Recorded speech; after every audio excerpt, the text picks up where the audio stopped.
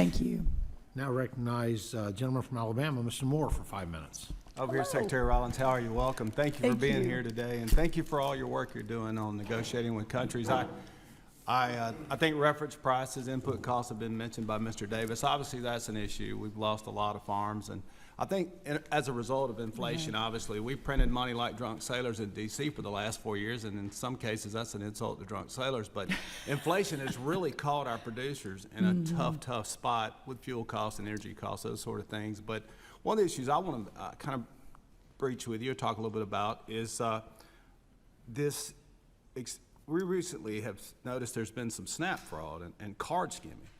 And just a few weeks ago, the DOJ charged a USDA employee and 5 others in a $66 million SNAP fraud and bribery scheme in New York. And shockingly, this criminal scheme went on for years under the prior administration. So, Madam Secretary, what action is the department taking to ensure that these sort of egregious levels of fraud are being addressed? This is at the very top of the list. Currently, we can prove one of every $10, which is about $34 million a day, is paid out in taxpayer money that is fraudulently paid.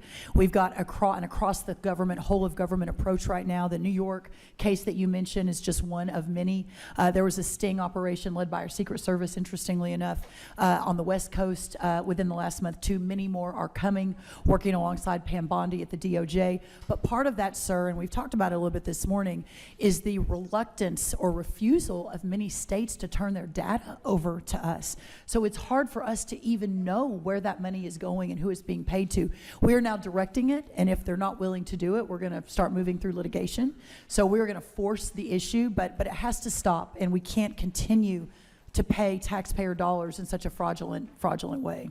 Yeah, you said earlier, contain sustainability. In some ways, I think you changed how you said it, but I think in many ways with SNAP, that's what we've got to do. We want it for the families that need it, right? But the fraud is a big issue. And my concern, and I've been on that committee for 4 years now, is there's a supply and demand curve. And, you know, as SNAP, more and more money goes into the SNAP programs, yet the producers, the suppliers themselves are limited in their resources. Often when you see that, what happens at the grocery stores, the prices go up because the demand goes higher and higher with government dollars going on SNAP programs, yet we're not securing producers in the market. And so ultimately the price goes up, and then the tax dollars on those SNAP cards don't go nearly as far as they could have. So that's right. I think coupled with the fraud, increasing production certainly, and getting government spending, runaway waste under control, helping with inflation, I think there's an opportunity for us to certainly help our producers.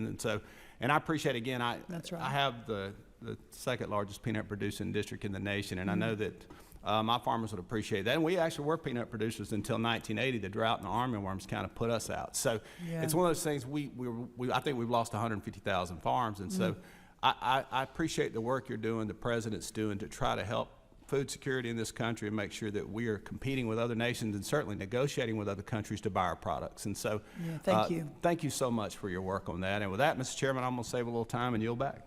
Thank you, Congressman.